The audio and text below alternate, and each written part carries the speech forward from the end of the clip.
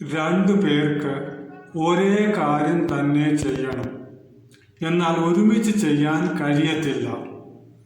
അപ്പോൾ ഒരാൾ ആദ്യം ചെയ്യണം, മറ്റൊരാൾ പിന്നീട് ചെയ്യണം. ഒരാളോ അല്ലെങ്കിൽ ഒന്നിൽ കൂടുതലോ പേരൊക്കെ ആയിരിക്കാം. അപ്പോൾ ആദ്യം ചെയ്യുന്നത് പിന്നെ ചെയ്യുന്നത്.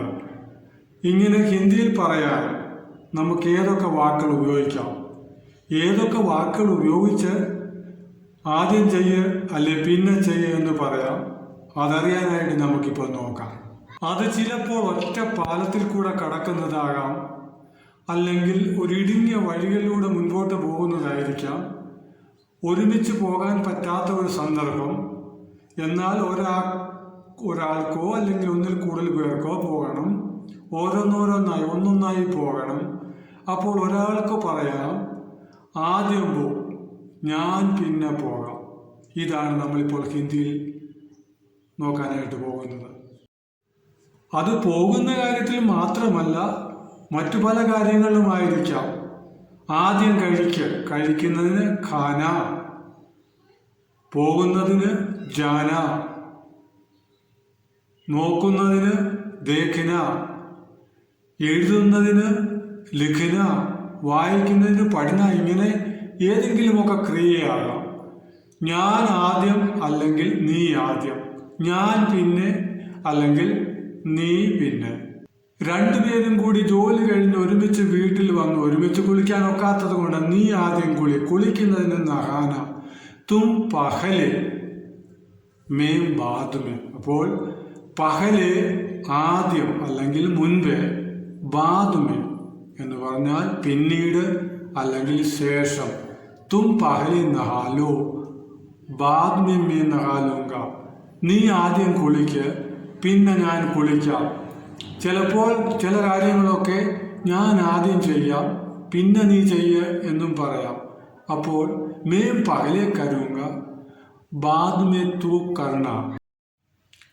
ഒരാജ്ഞ കൊടുത്ത് പറയുന്ന രീതിക്കുള്ള ഉദാഹരണങ്ങളാണ് നാം ഇപ്പോൾ കണ്ടത്. ഇനി ഒരു അപേക്ഷയായി പറയുമ്പോൾ, അപേക്ഷ എന്നതിന് ഹിന്ദിയിൽ ബിന്ദി കർണയ്ക്കലിയേ. അപ്പോൾ അപേക്ഷയായിട്ട് എങ്ങനെ പറയാം? ഞാൻ ആദ്യം പോകട്ടെ, പൊയ്ക്കോട്ടെ എന്ന് പറയുമ്പോൾ, ഞാൻ ആദ്യം കുളിച്ചോട്ടെ, നീ പിന്നെ കുളിച്ചോളാമോ? क्या मैं पहले नहा सकता हूँ, बाद में तुम नहा सकते हो? ഇങ്ങനെ റിക്വസ്റ്റ് ആയിട്ടും പറയാം, കുളിക്കുന്ന കാര്യത്തിലോ ഏത് കാര്യത്തിലോ. മേം പഹലെ കരൂ, ഞാൻ ആദ്യം ചെയ്തോട്ടെ, ബാദ് മേ തും കറോഗെ, പിന്നെ നീ ചെയ്യുമോ? അല്ലെങ്കിൽ മേ പഹലെ കരൂ, ബാദ് മേ തും കർ ലേന. ഒരു റിക്വസ്റ്റും ഒരു ഓർഡറും കൂടെ ഒന്നിച്ച് വേണമെങ്കിലും പറയാം.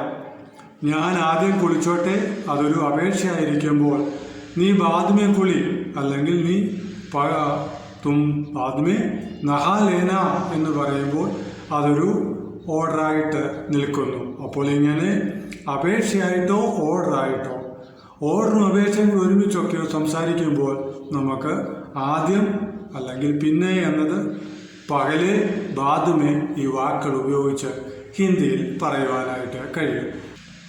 ഇതിനി ഒരു അറിവ് കൊടുക്കുന്ന വാക്യമാകുമ്പോൾ എങ്ങനെ? ഭൂതകാലത്തിൽ നമുക്കൊന്ന് നോക്കാം. ഞാൻ ആദ്യം പോയി, പിന്നെ അവർ വന്നു. മേ പഹലെ ഗയ, ബാദുമേ വേ ആയ.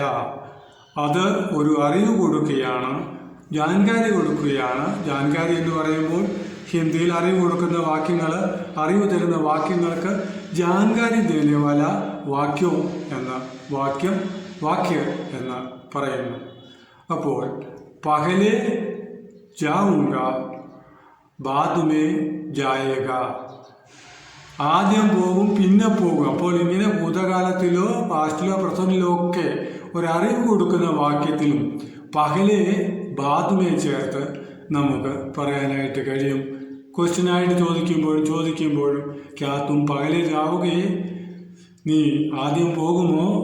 ക്യാ മേ ബാദ് മേ ജാ സക്താ ഹൂം, മേ പിന്നീട് പോകാൻ എനിക്ക് കഴിയുമോ എന്നൊക്കെയുള്ള അർത്ഥത്തിൽ ഏത് രീതി വേണമെങ്കിലും ഈ പഹലെ ബാദുമേ ചേർത്ത് നമുക്ക് പറയുവാനായിട്ട് കഴിയും. ചിലർ എന്തെങ്കിലും നല്ല കാര്യമൊക്കെ അങ്ങോട്ട് പറയാൻ തുടങ്ങും, മറ്റേ ഇടയ്ക്ക് അത് വേണ്ടാത്തൊക്കെ പറയാൻ രുക്കോ पहले मेरे को बोलना दो, मेरा बात खत्म करना दो, पूरा बात कहने दो. അപ്പോൾ എന്താണ്, അവിടെ നിൽക്കുക, ആദ്യം ഞാൻ എൻ്റെ കാര്യങ്ങളൊക്കെ ഒന്ന് പറഞ്ഞോട്ടെ, എന്നിട്ട് മതി നിന്റെ കാര്യം പറയാനെന്നുള്ള അർത്ഥത്തിൽ ആ സന്ദർഭത്തിലൊക്കെയും പറയുന്നുണ്ട്. അപ്പോൾ പകലെ മേരക്ക് മേരെ ബാത് മേനെ ശുരു കിയ, ഞാൻ തുടങ്ങി, അതെനിക്ക് പൂർത്തിയാക്കണമല്ലോ, അത് പൂർത്തിയാക്കുവാൻ എന്നെ അനുവദിക്കൂ, അതിനുശേഷം നീ പറയാനുള്ളത് പറ. ബാദ്മേ തു ബോലോ, നീ പിന്നീട് പറ, ഞാൻ പിന്നെ സാവകാശത്തിൽ കേൾക്കാം. ഞാൻ പറഞ്ഞു തുടങ്ങിയത് കൊണ്ട് ജയ്സമേനെ ശുരു കിയ ഇസ്ലിയെ മുझे പൂരാ കർണതോ, ഞാൻ തുടങ്ങിയത് കൊണ്ട് എനിക്ക് കംപ്ലീറ്റ് ചെയ്യുവാൻ എന്നെ അനുവദിക്കൂ. ബാദ്മേ തു ബോൽ ദേന ജോ ബോൽനാ, നിനക്ക് പറയാനുള്ളതൊക്കെ പിന്നീട് ഞാൻ പറഞ്ഞു കഴിഞ്ഞതിന് ശേഷം നിനക്ക് പറയാവുന്നതാണ്, ഇങ്ങനെയും പറയാം.